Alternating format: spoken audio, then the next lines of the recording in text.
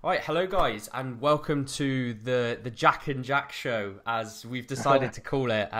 There was loads of comments yesterday on Instagram about different names for the podcast. I think we had one of them was "You could never be too jacked," and I like that, man. I saw that.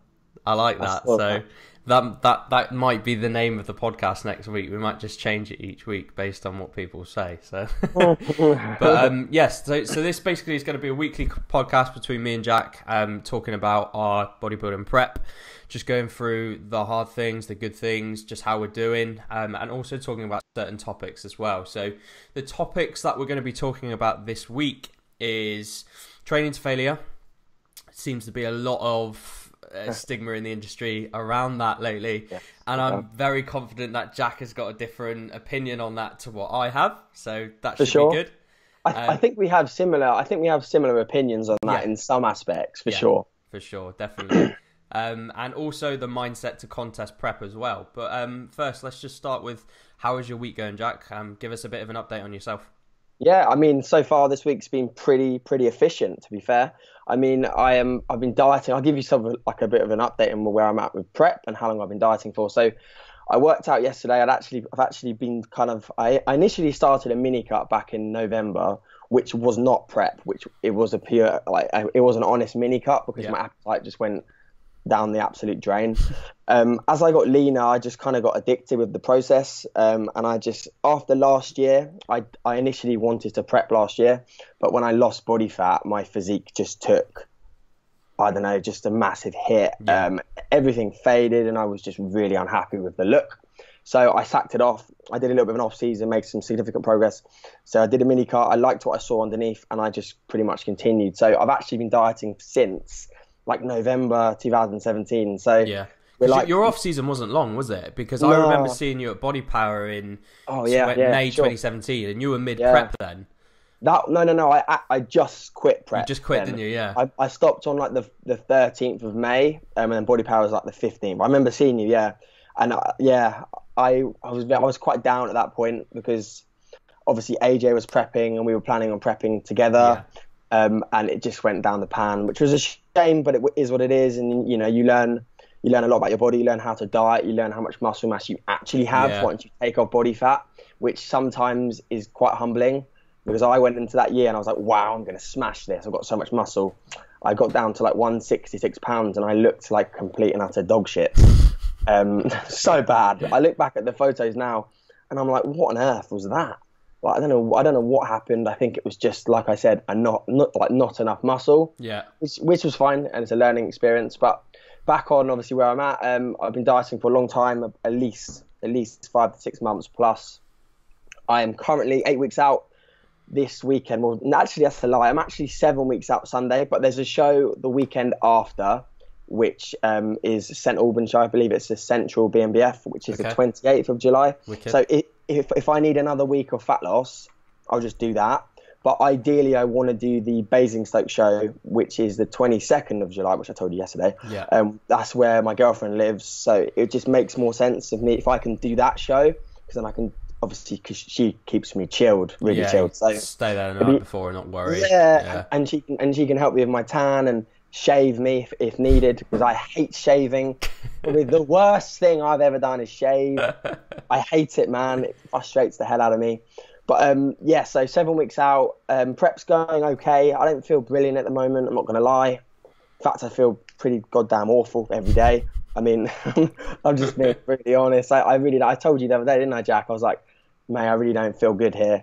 In the morning, I'm okay. Right now, I feel like I've got quite a lot of energy, but after training, I am just shut the hell down. Oh God, it's tough, man. It's tough. It really is tough. So you got to just expect that in a contest prep. And if you're not feeling like shit, you're not getting lean enough. Fact. Yeah, for sure.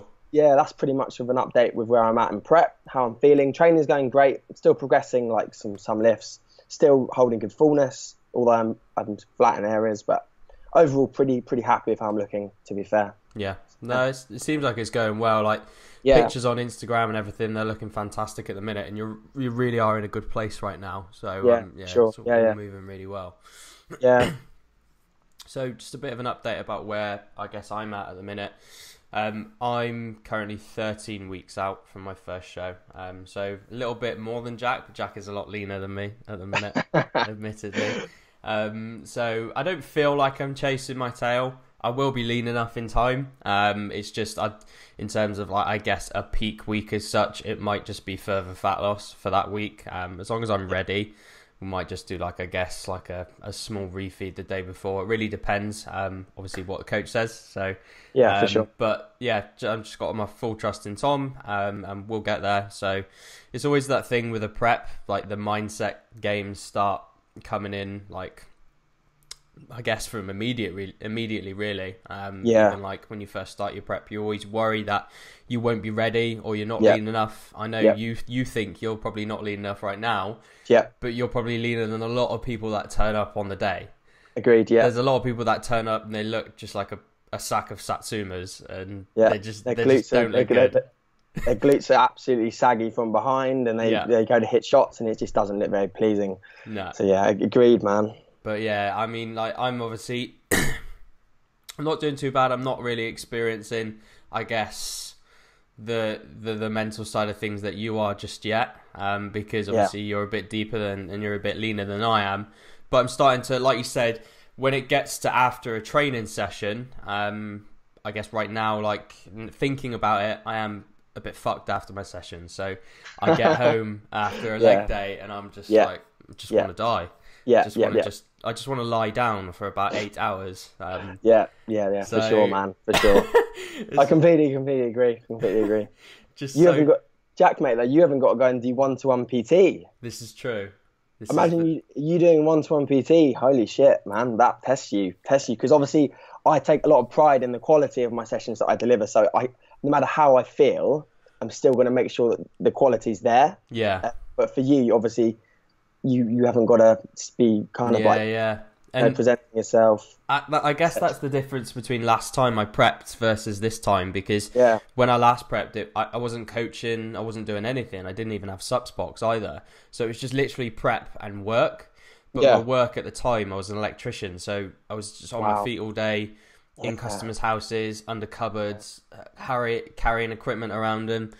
I think I felt more like a zombie then, I think, than I'll feel this time round, because I guess there's more of a chill element to my work now. For sure. Than what it was before, and my training sessions suffered. Like, there's no doubt about that. I think the more you do in the day, like if you're a labourer, if you're a builder or whatever, your training sessions could suffer a lot in prep because your day-to-day work is so demanding. Yeah. So when 100%. It comes to the actual, I guess, what you're actually doing in the gym and in the prep itself, it can be very, very taxing. So I'm hoping this time round, like, it might be a bit easier. It should do, Jack. But I've got a question for you, actually, which is quite a cool question for the listeners. So so compared to last time when you prepped, what are your macros like? Compared to last time, obviously NEAT levels were way higher, burning way more calories, and now you're just sitting there in front of your laptop all day, just working. Just obviously, sitting on my chair. You're not burning anywhere near as many calories. So I'm not burning any calories right now. Yeah, exactly. So what's the difference in regards to, like, macros and calories? Yeah. So macros are a lot lower, for sure. I would have thought so. Yeah, for sure. A lot lower. And it's funny because last year when I cut, my macros did actually have to get quite low. Really? Okay. And I was still in my same job at the same time. So I guess it's weird in that aspect as well. But this time round, obviously dieting, I'm on about 2,450 calories. So not a lot. That is quite low, isn't it, Jack? Yeah, it's low for me. Like, in my off season, I was chomping down about 4,500. Holy shit, that's a big drop. So it is a fair amount. Yeah, but wow. I think it's, for me, I have like this sweet spot with calories where I guess I just keep dropping. Like, they don't tend to need to drop any further, but I just keep dropping, and that's usually around about 2.2, 2.3. And then from there, like, I noticed it last time I dieted as well. I just kept dropping each week without having to actually change anything, like cardio or calorie wise. Yeah. But yeah, there is quite a big difference, because I think in my last prep, the lowest my calories ever got to was, I think it was about 2,000 2,000 calories in my last prep, and that was for the final weeks. Like that's okay. Yeah, so for the final weeks, you expect that you dig in a little bit. You've got to really like dig and get everything off. And I was doing, what was I doing? I was doing 3 cardio sessions a week of just a 30-minute incline treadmill walk. I wasn't tracking steps back then.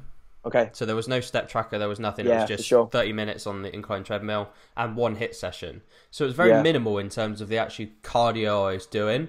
And I guess that's because my day job at the time was a bit more on the expenditure side. So yeah, like there is a huge difference, and I have noticed that with like obviously calories. But I guess you just do different things in regards to foods to make it easier. And like I'm trying to position foods around my workouts to make sure that they're being as maximized as possible. Yes. And I think this time I won't lose as much in terms of my intensity in the gym either. I know more. I can push myself a lot better. And I think my job, obviously being an online coach, kind of sets me up for a good workout in the day. Like I'm not going into my workout absolutely just zombified, fried in the gutters. Yeah, I can remember finishing the day at like 4 o'clock, driving to the gym. At this time, I was an incredible If It Fits Your Macros dieter as well. I know you were, yeah. So I know you were. Pre-workout was 8 meringue nests, obviously. Jesus Christ! Wow, that's 8 meringue nests, and I'd eat a whole box, and I'd just be like, just didn't even touch the sides. So it wouldn't do though, would it? Because where's the volume at, man? Yeah, I know. So like air. Yeah, it's awful. But I thought I tell you what, they'd be good to carb up on actually, because they wouldn't give you any bloating or gastric, would they? Good pumps. Yeah, for sure. I bet. Yeah, for sure. But so I just felt awful, I guess, and I think the job didn't help. But it's going to be interesting. I think as we get deeper into the podcast, as the weeks go by, that view might change a little bit as I start to feel more and more awful. But we'll see, and we'll see what happens. Jack, what's just quickly to cover? What's Food Focus like for you at the moment? Because I know you like your food. Food Focus is okay, actually, man. I'm absolutely fine. Shit, it's the mic.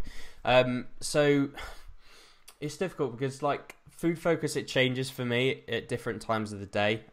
Sure. Like sometimes I can wake up and I just be like, "Fuck, I'm hungry. I need to eat the world. I need to eat like protein bars.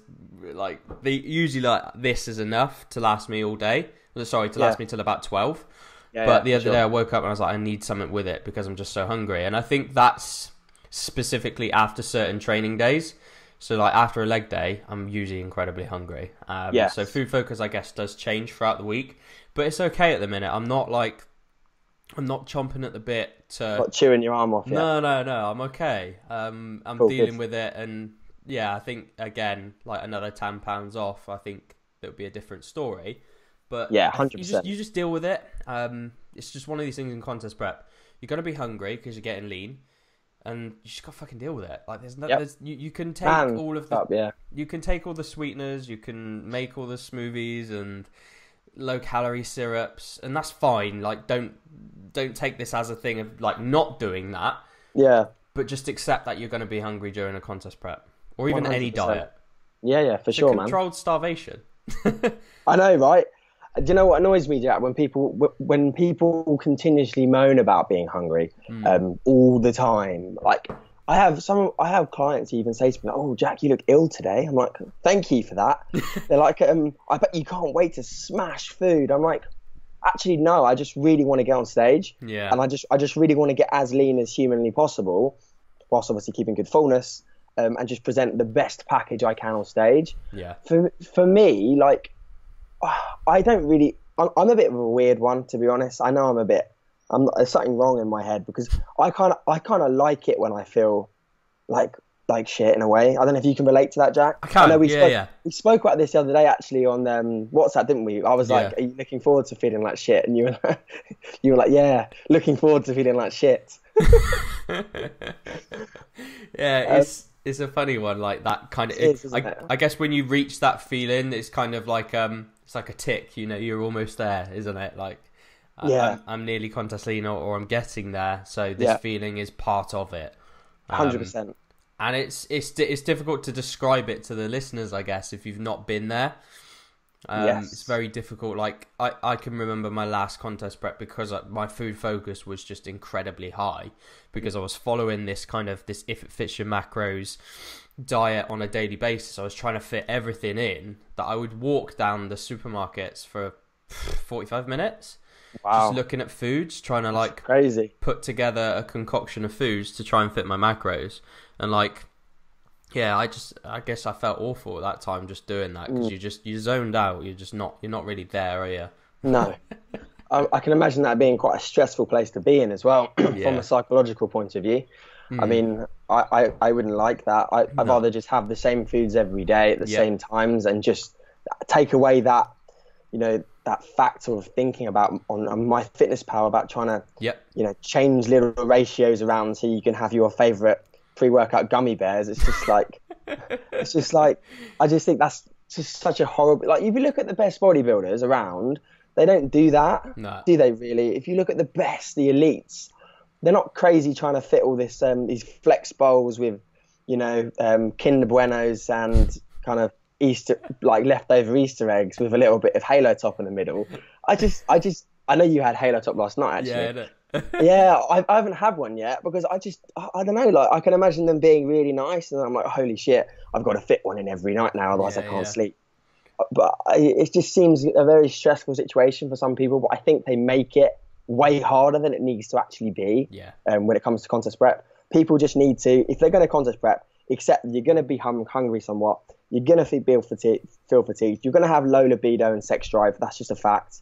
You're gonna feel goddamn awful some days, but you've got to dig in. You just got to dig in and revel in those times, because I guarantee you next year, mate, when me and you are done with this, we'll both say to each other, "Oh God, we miss dieting." 100%. Yeah. Obviously, we'll be enjoying the off season for sure, because I will, and I'll enjoy getting really strong and push my body weight up. Yeah. But we'll miss the fact of being lean, and we'll miss that kind of like end goal, that hyper focused goal of being lean. If that makes sense. I see that a lot. Like I know, obviously, my best mate AJ's like, I know he's really missing dieting. Yeah.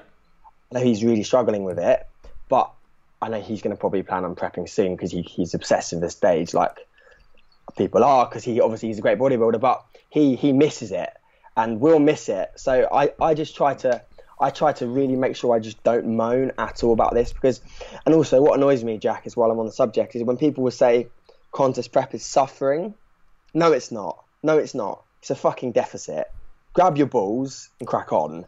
Because suffering is when people get diagnosed with extremely bad illnesses, right? Yes. And people get hit by cars and they can't walk anymore. When people have lose the use of their legs, that is suffering. What we have to do is just adhere to the calorie deficit and train and be consistent. That's not suffering, because if we want to stop, all I can do now is go down and make a big flex bowl, and I'm good to go. Prep so. I'll bring the Kinder Buenos, mate.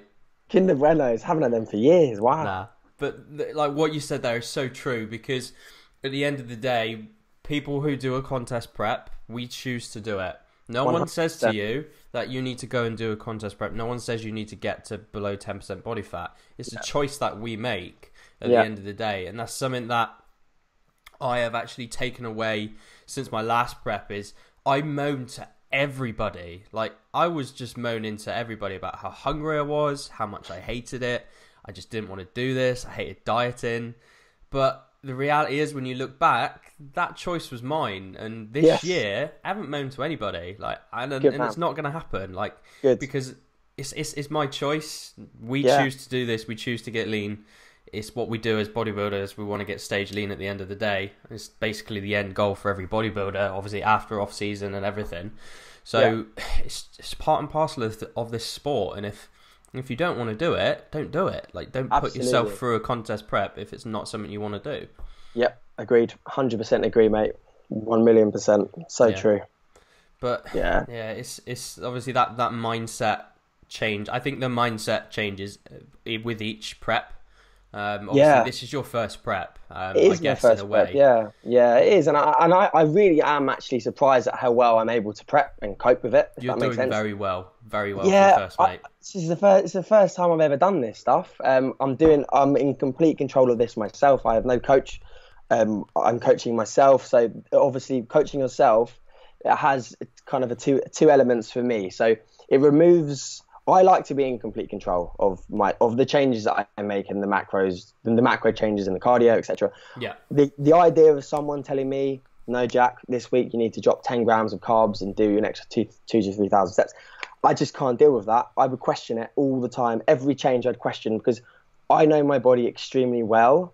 And the idea of someone making a change just makes me stressed as hell. So, but then again, obviously having some guidance is always nice, because when you're dieting, you don't see what others see. Yeah. See, I look in the mirror and I think, wow, I'm really far behind. But then in reality, I'm really not, because my glutes are pretty much in from the side. Yeah. And I'm not far behind. I'm on track. But I get it. I would say most people, for their first preps, I would say grab a good coach and, learn from them. But for me, Jack, I just really prefer to just be in complete control. I don't know about you. I mean, obviously you've got Tom Mack, who's a superb coach. How do you find being coached by, not Tom as in general, but just having a coach? For sure. Yeah, I mean, I guess it's in a way for why clients come to us as coaches. They look for the accountability. They want the stress taken away of regards to their training programs. They don't want to have to search endlessly to look for their new changes, whether they've got to take refeeds, diet breaks. And I guess for me, the reason why I get coached, especially through contest preps, is to make sure my head doesn't go to mush. Cool. Because I know I did my first ever prep for myself for my first show. I did that myself. You did, yeah. And I guess the accountability aspect kind of just went out the window. When I had a refeed, it was basically just a kind of a bit of a free-for-all more than anything else. My cardio was very inconsistent. I would go and do HIIT sprints for 20 minutes, and then the next week I'd be doing an hour-long run. So there was just no consistency to what I was doing. For sure, man. And obviously, what I've learned over the years, obviously now I could probably coach myself, but I still want someone there to just say, you need to do this. Sure. And then that's me done. I don't have to worry about my own programming. I don't have to worry about my nutrition changes. That's obviously for Tom to make. So it just makes, I guess, my life easier, so I can focus on other areas. Yeah. Because I would just worry, I think, if I was doing it myself. I think if I wouldn't see a drop fast enough on the scale, or I wasn't coming in quick enough, I'd end up dropping food. Make a rash change. And I'd end up making changes to myself where I guess probably isn't ideal. That's one of the main reasons for why I do get coached. Yeah, for sure. I agree with that, mate.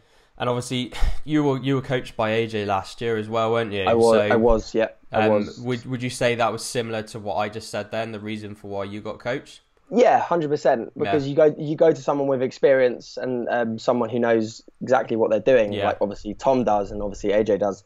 So yeah, I completely agree with that. I completely agree with what you've just said. It takes away the guessing factor for yourself, and it just eliminates any stress in your head, which I completely appreciate and get. Yeah. But obviously, when you did your first prep, you obviously did a pretty good job with your first prep, right? Yeah. I mean, I got pretty lean for my first show. I mean, the glutes weren't in. For sure. But I had striated quads, and I know you did. Yeah. Everything was popping. But then going to Tom then got me leaner for my second show. So yeah. Obviously, from my first to my second show, there was another 20-week gap. So during that time, that's why this year I haven't done an early qualifier, because I just cannot be fucked with that gap. Don't blame you, mate. That just sounds like hell. Yeah, it was shit. It was 40 odd weeks of dieting, so that sucked ass. Yeah, I bet, man. But that was obviously why going to Tom I think was the best idea at the time, because myself, I wouldn't really have known what to do from that first show to the second show. We reversed up, we got food back up higher, we got leaner, and then we started sort of dieting again from 10 weeks out, because I was already stage lean, just to really just chip away at what we had left, really. Yeah, for sure. And yeah, it just I think I would have been more stressed if I tried to do it myself. And I think that's one of the big reasons, just to reduce stress, which and I know in any dieting phase, not just a contest prep, lowering your stress levels and being as stress-free as possible is going to give you the best platform for fat loss. absolute key, man. If you're stressed, you're not going to get lean. Fact. Yeah, exactly. Like I see it all the time with like clients as well when they've had bad weeks and the weight loss hasn't dropped. And then the next week I tell them to de-stress, do something different, and then the weight just comes back down. So it's cortisol comes down, you just drop, man. Your scale weight will respond as long as you're not getting so worked up over obviously scale weight fluctuations, because that can be a big thing. Yeah, for sure. People, and especially obviously when you're coaching yourself, you get on there and I mean there is occasions where I'm like, wow, okay, is that really what should be happening here?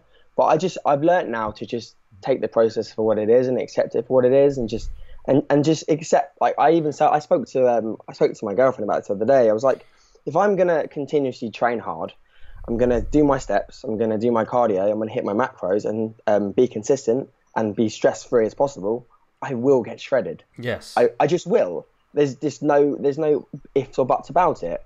Obviously, changes may need to be made in regards to nutrition, but if I respond accordingly to my physique, my scale weight, my training performance, I will get shredded, and that's just a fact. Yeah. You know, you may have to take food low. So what? It's not going to kill you, and you'll be done.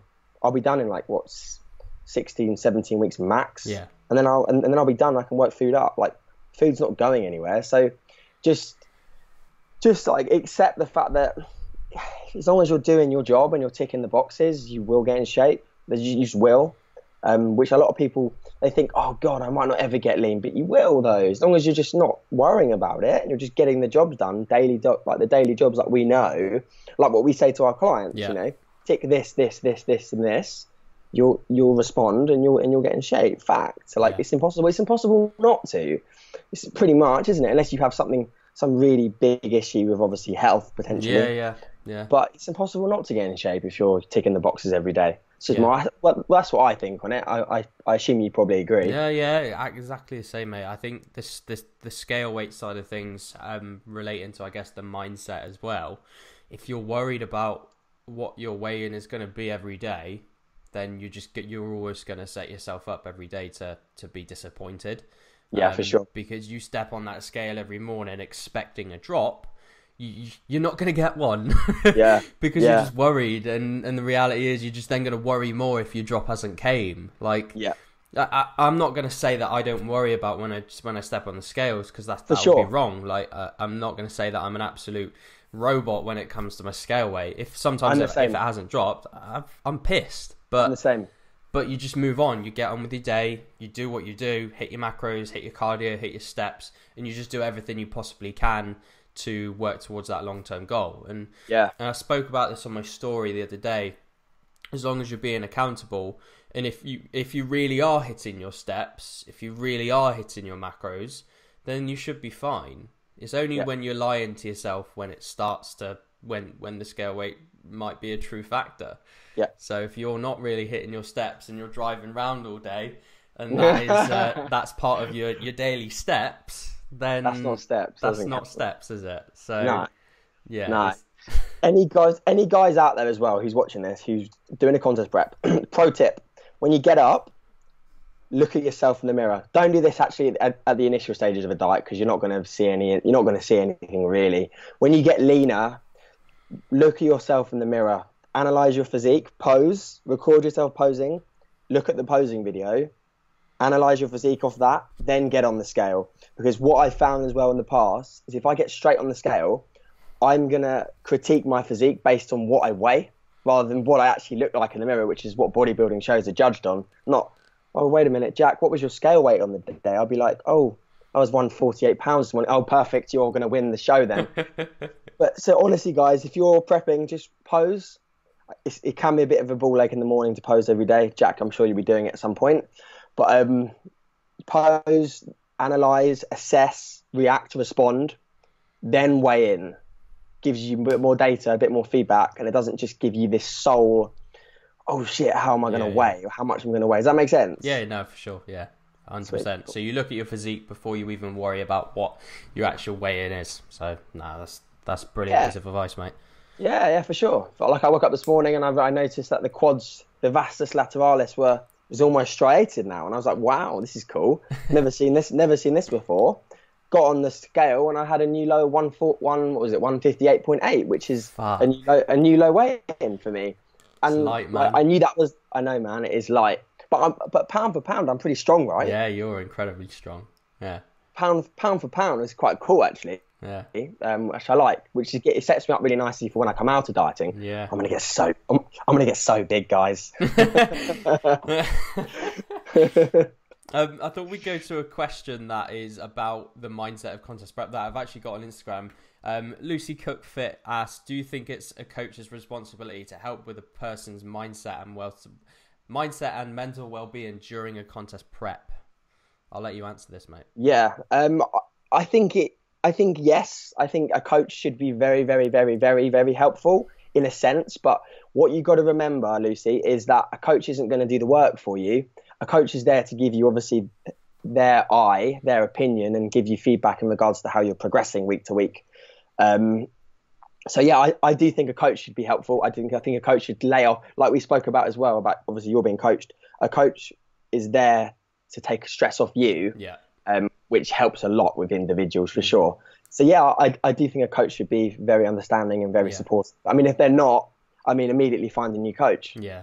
My opinion on that. Yeah, I agree, mate. I agree for sure. I mean, like, even with, I've got clients that are just dieting at the minute, and same, yeah.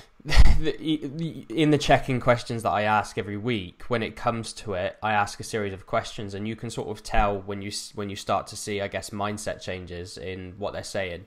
Like when the hunger starts to get really low, like libido starts to come into play and everything, and you've got to, as a coach, realize that this happens and try and like help them through it. And just as an example, one guy I'm coaching at the minute, he's not dieting for a contest prep, but he's obviously getting lean, libido and stuff is dropping a little bit. So as a coach, we need to then come in and realize, is it worth pushing this person further and further and further when they're not dieting for a contest prep in a way? Like, do you really need to get stage lean if you're not stepping on stage or going to a photo shoot? Absolutely fucking not. And that was for me like a turning point, just like to say, obviously, I've got to make sure that the clients, that they're staying comfortable and they're not pushing themselves to the limit where they don't need to go in a way. So obviously everyone's different. Everyone can handle their own, like, I guess, their mental side and the dieting things, but as a coach we do need to look out for that, and we do need to make sure we're asking questions and helping them alongside it as well. Sure.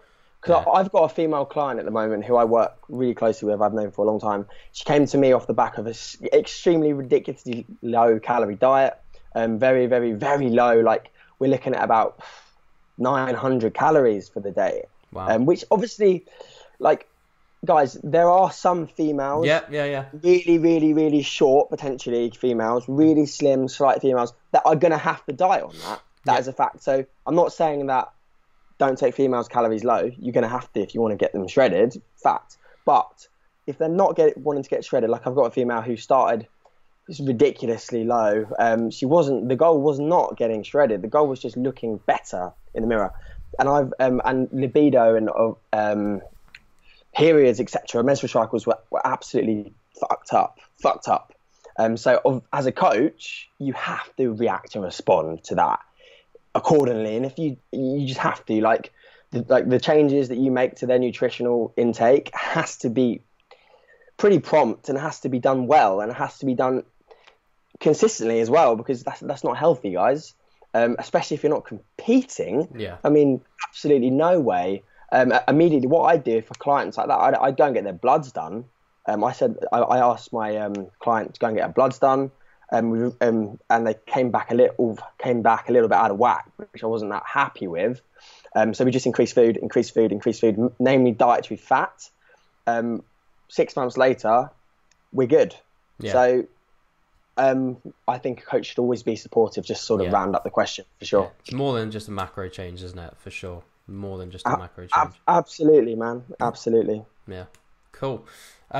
So I think we should move on to the next topic before we dye the mindset in a contest prep to death, I guess. I could probably talk about that for I know, fucking yeah. hours. I was like, we've been chatting for like it says 40 minutes, and it doesn't even feel like it. Yeah, but I think we basically covered the mindset there anyway, because we've talked a we lot spoke about food focus, coaching, and everything. So that's pretty good.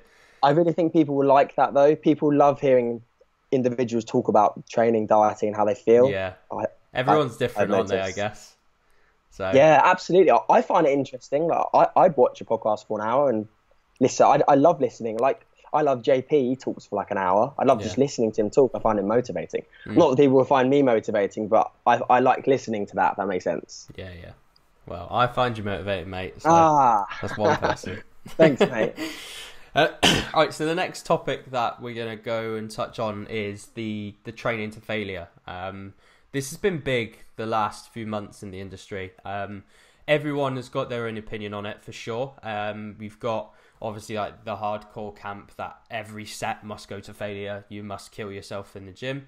And then you've got, I guess, the science reps and reserve warriors. Say again. Reps in reserve warriors. Yeah, the reps in reserve, the scientific side of things. On the other side, which obviously do agree with somewhat with training to failure, but more or less keeping reps in reserve mainly for staying injury free.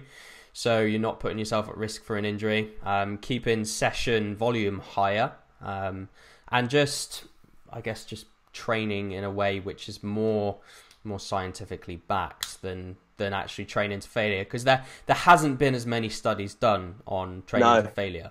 It's not been explored as much as I guess reps and reserve have. So what's your take on it, mate? I want to know obviously what's your sort of take on training to failure. Do you use it, I guess, for clients? How do you program it? Let's just sort of talk about your thoughts on it. Yeah, so training to fail is obviously something that's been spoken about a lot, like you just mentioned. I'm a believer that absolutely do not take every set to fail. That's stupid. Yeah. I spoke about that on my story yesterday. That's just dumb. And what you're going to do is you're going to potentially hurt yourself. Yeah. But you're going to have to deload way quicker than you need to, and you're going to take away good weeks of training. You're going to accumulate so much fatigue, and it's just not going to be advantageous, is it, from a performance, a performance point of view, and just how you feel. But how I like to structure things is, for example, if I'm like today, I'm deadlifting, so I like to bring about some intensity with one top set. So today it would be. Last week I did 165 for 6. Yeah. So today I'm going to look. I will 100% get with good form 170 for 6 for sure, because I just feel good, and I know I'm going to get it today. But what you've got to remember, guys, is you can't do that every set, because you'll run yourself into the ground. So things like deadlifts, if you have one top set, cool, fine, take it there. Accumulate volume with your back off sets, which is fine. And the thing is, guys, is people think I'm so against kind of like RPE scales, etc. I'm not, and I understand it all perfectly well. I think it's a great way to manage obviously fatigue management. Yeah. But what I do think is people use it a bit too much, and they just get a bit scared of, because at the end of the day, Jack, mate, like when we train, when we get a session at some point, people don't want to take those sets to grueling fail, but there's a time and a place to do so. So I wouldn't take a back squat to absolute muscular fail, because this just you're just an idiot if you're doing that. You're going to get injured. Yeah. But for example, you could accumulate volume, so you could go and do a 4x6. Leave sort of 2 reps in reserve, so RPE 8 for sure. Get out of the set, feel good, rest, go again, accumulate volume. Come back the next week. If you do 160 for 6, 6, 6, 6, maybe try 162.5 for 6, 6, 6, 6. Obviously, progress is never going to be as linear as that. No, yeah, sure. But what you can do as well is you can get like the 0.25 kilo plates, which I actually have some of them in my drawer. So you could potentially make with even smaller increases. But as long as I'm not really a big add set kind of guy, Jack. I'm not really like, we're going to add sets this week to progressively overload. If I want to progressively overload, I'll look to add some form of load or rep, but I don't think I'm going to add another set this week. But that's how I would approach sort of a back squat, like a big compound, like a bench press. Like I did bench press over there. There's no way on earth I'm taking every set to fail. No. That's just stupid. But what I will do though is when I've done my back squats, I'll potentially go onto a hack and I will take that to fail. Why? Because I'm safe in a hack squat. Yeah. If I fail at the bottom, I'm fine. My back's supported. I can really, use my lower body. And like I said, I'm safe. But the thing is people don't want to do those sets because why? Because they're really hard. They're really hard sets to do.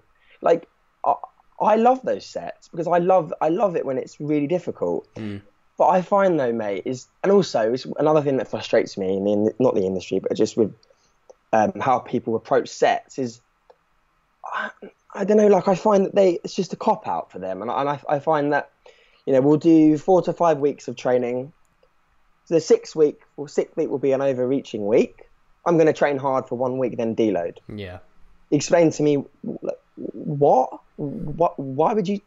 I don't understand. Like, what is that about? Well, why would you not just train hard for 6 weeks? Obviously, be very, very, very meticulous with how you're managing, obviously, fatigue, for sure. Don't be an idiot and take every set to fail, because that's not what I do, and that's not what I've ever said people do. But just train hard, progress your logbook, take your calories up if needed, and your physique will grow. And the thing about this as well is that when people don't do that, these people who are preaching so much science, you look at their physique and you're like, wait a minute, where's your physique? So you're doing all these, all these kind of sets that are nowhere near anything in regards to intensity. You haven't got any quads. So I just don't understand that. Yeah. You look at the best bodybuilders in the world. I'm not saying, obviously, this is anecdotal stuff here, but I understand the science behind it all as well. That, like you said, there's not actually that much behind, obviously, training to fail, is there, in regards to studies? No. But you look at the best bodybuilders, like, look at your quads. Look at your quads and look how strong you are in your squats. And, look at your deadlifts. Yeah. Look at your glutes, man. You're going to get them striated head to toe this year. But look at the size of your glutes. You're deadlifting over 200 kilos for reps, right?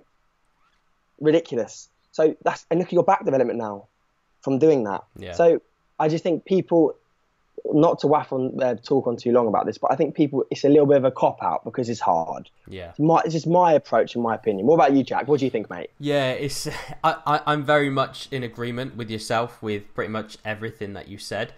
My way that I would look at training to failure and ways I do program it for clients, specifically for movements where I guess injury isn't going to occur. So like for things like lateral raises, for example. Yeah. There's nothing wrong with taking that very close or to failure, because the reality is you're going to be recovered in 1 to 2 days anyway. I don't ever get sore in my lateral head of my shoulder because they recover so quickly because it's not a huge muscle at the end of the day. Yeah. But like you said, with things like lower workouts and actual leg movements, if you're taking a squat to failure, you're just gonna you're not gonna be able to continue that for very many sets. Like and the method you said about the top set and the down sets, I do use that periodically with a lot of clients. So nice commonly we'll follow more of a linear approach of so many sets of 6, and then we'll work the volume up from there. But once progression on that movement comes to a halt, we need to find other ways to increase volume. And this is something I do with a lot of people when they're dieting as well, because strength loss does occur with some people.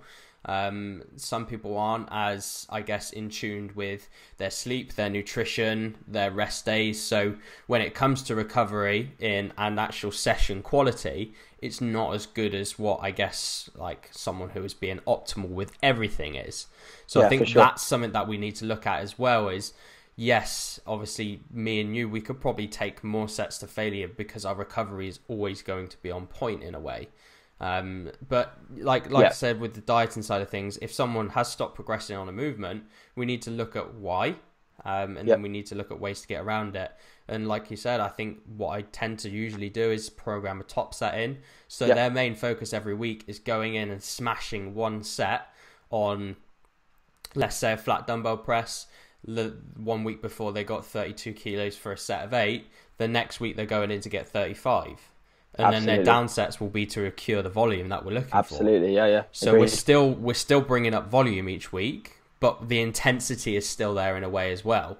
Yeah. I think when people use training to failure wrong is when they're doing it on every single set. So sets 1 to 4 is a failure set. They start on 32 for a set of 6 to 8, and then they've got to drop to 25 after the second set because they're just so fucked they can't even get 4 reps. Yeah. So that's when people use failure wrong. Yeah, and that is incorrect. Yeah, for sure. Yeah, there is ways when you've got to use it, and certain exercises you've got to program it on. In the last week of a training block as well, where sets have usually been worked up, I'll program AMRAPs as well. So if someone isn't doing top set or down sets, I'll just program AMRAPs.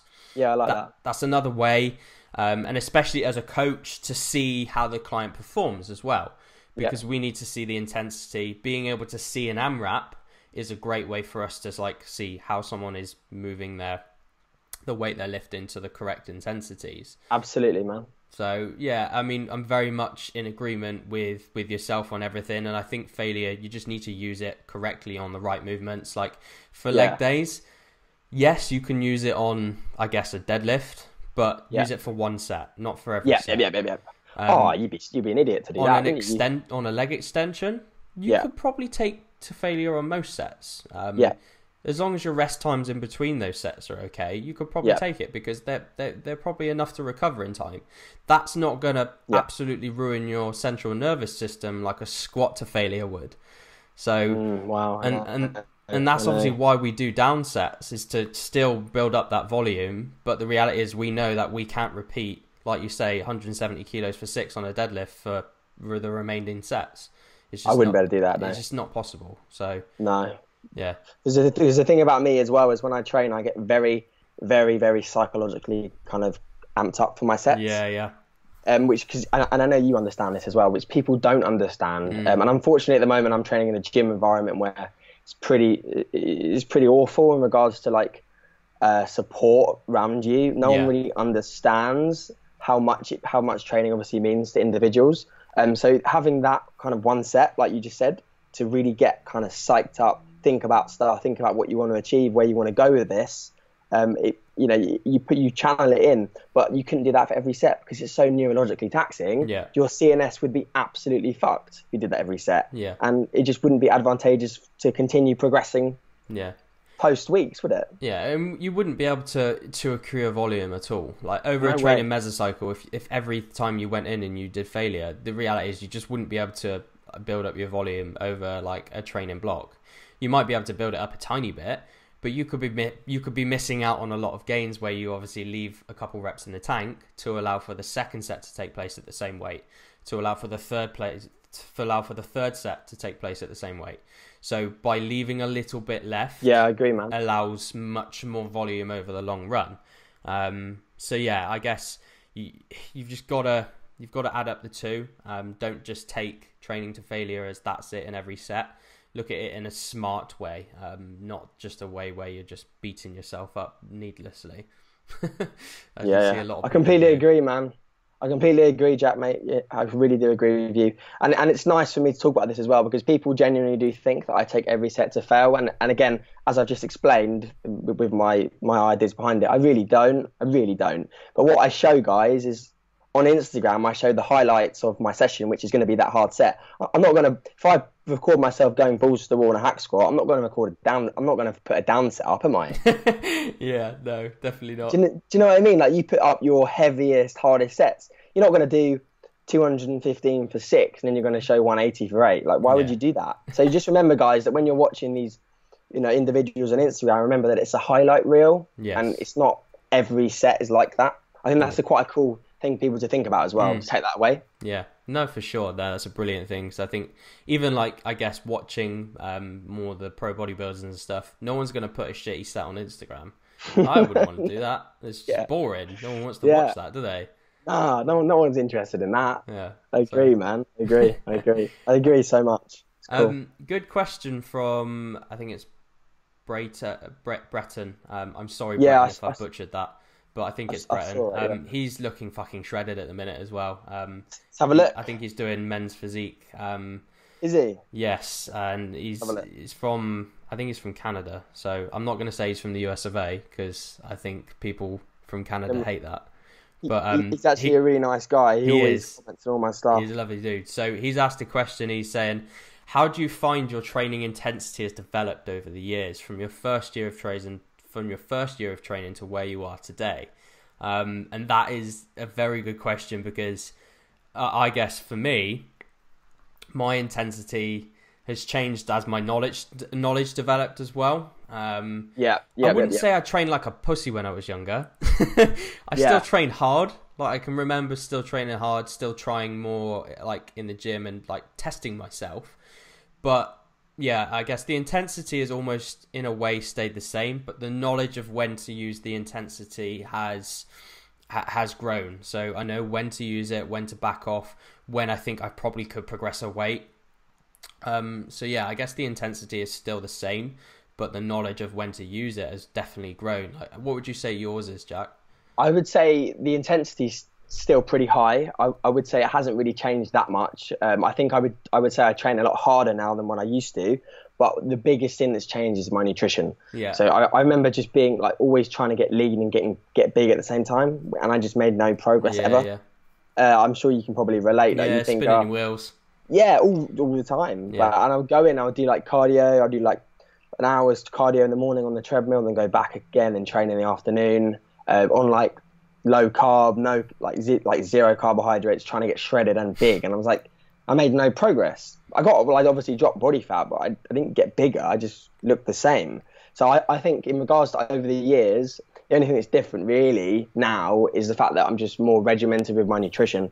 And if you want to grow, you need to make sure you're eating enough. If you want to get lean, you need to be eating less, and you just don't spin your wheels and just adhere to an actual goal rather than trying to chop and change all the time. Mm-hmm. No, that's good, mate. I think the nutrition side of things, like I was certainly in that part where I did want to get lean. I thought I was going to get lean and build muscle at the same time, because if I ate sweet potato at 2:00, that was what mattered. That's so true. Little did I know the articles on Simply Shredded were just lying to me. So, oh, that's brilliant. Simply Shredded. I love that website. It was literally the only thing I read, and when people put their diets up, I would just follow it. Like, I think it was Jeff Side. He was my first diet I followed. I just followed what he did because I wanted to look like him. My biggest inspiration when I was like 16 was Rob Riches. Yes, I remember him. He's always shredded, always shredded. Yeah, and I used to follow his cardio, his ab protocol, his training, and his nutrition. Little did I know he was actually on drugs, and I had no chance of looking like Rob Riches. He looks like a wax model though, the guy. I don't know how he maintains that year round. It's ridiculous. He's got very good genetics and a great physique as well. He has superb physique. Just pop, don't they? He's like, he used to be huge in the industry, and now he's like gone backwards because he used to obviously promote himself as a natural athlete, and he got busted, didn't he? Like a few years ago I remember watching a UK BFF video, and he did like a qualifier where he won, and then he got drug tested, and he actually got banned and he basically failed a drugs test. Oh, wow. And he used to be really big, like following was high and YouTube was good, and now he's just kind of like diminished. So as a take home, guys, is always be honest. If you're taking something, it doesn't actually matter. Just be honest about it. Don't lie, because if you lie, you'll always get found out, always. So that's a take home about Rob Riches. But his physique though is superb. I love his physique. Best midsection I've ever seen. Yeah, so very good midsection. Yeah, superb midsection. We move away from Rob. Rob Riches. Another question as well. I think there's only a few relating to progression and training intensities. Is from, I think it was from Brett. He says, what are both your approaches to progression in your training? Formal periodization or just beating last week's numbers? I'll let you answer this one first, mate. Yeah, I think we've kind of touched that quite a lot. We've spoke about that a lot.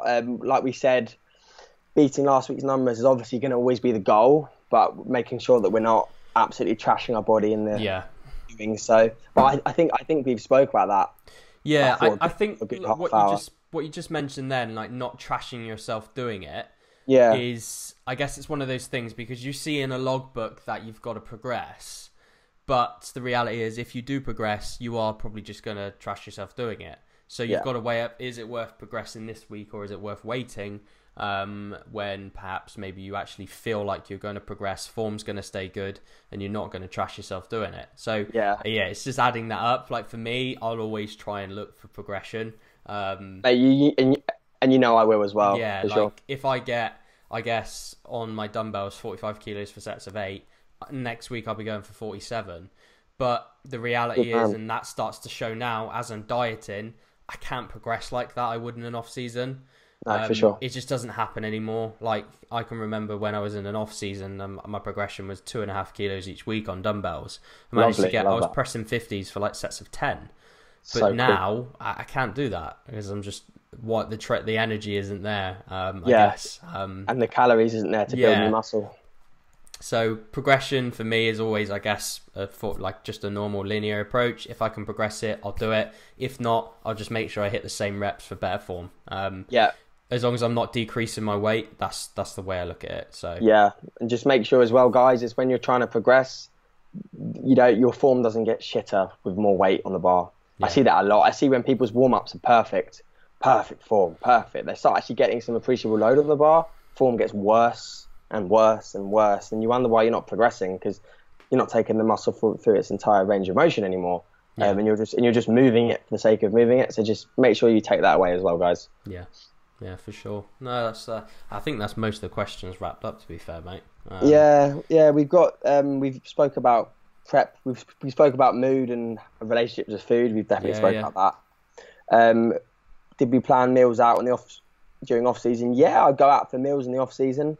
I'm sure you're in agreement with that as well. Yeah, I go for meals out in the off season, and 100%. To be honest, I still go for meals out now during prep. You do, yeah. I know you do, which is cool to watch. But it's just a case of planning your day. Like if you know you've got a meal on Thursday with your mates for a curry, plan that shit in. Like if you're wanting to drop body fat, this stuff you've got to plan in. It's not a case of on the day you just accept like, you might go over your calories a little bit. Plan that out because it's going to be difficult in a prep to do that. Right now for me, I can just eat less during the day and then I'll just have the meal out and pick the best thing on the menu. I've tracked for so long and been to a lot of restaurants that I kind of know what is what in terms of the calories, and always overestimate as well. If you're dieting, always overestimate. Like agrees. You're going to stay in a safe zone then. Your burger is not 200 calories. It's probably more like 6. Always overestimate, so you're not going to ruin your entire day in regards to fat loss. Yeah, for sure. It's better to say you're eating more than you actually are, so you're actually still going to be in a deficit, guys. Definitely. But I think that's most of the questions answered, mate, to be honest. So it's been a good talk. That was good. Yeah, I enjoyed it. I think I enjoyed it as well. It was fun. The topics each week will bring on all these conversations because there's just so much to talk about. Like I could talk about bodybuilding for hours, mate. I never get bored. I love bodybuilding like a lot, so I just find it fun to talk about it. Really. Same here, mate. It's nice to have someone to talk to and do a podcast with. So hopefully these will be a nice regular segment of our weeks. Yeah, definitely. And it'll be really cool as well when we get to the point where we're like 1 week out, 2 weeks out, to see how we're feeling then as well. Yeah, I think people. I've had a great week. It's been fantastic. And we're both standing and looking at zombies. My face already looks pretty ill, and your face is going to look even worse than it is. You look iller when you diet. Yeah, but you just got to suck it up. I think it's been a great chat. I think. Yeah, I had the nod from AJ the other day. He said my face looked leaner, so that's good sign. The condition king. Conditioning is coming in. The glutes, I don't know. We'll see what happens with the glutes, but they'll be in, won't they, Jack? I don't know, mate. It's difficult with my glutes because you've got tissue there, mate. You just need to get them There's tissue there for sure, but it's just hard to get them lean. Last time they were in from the side, but from behind they weren't really in.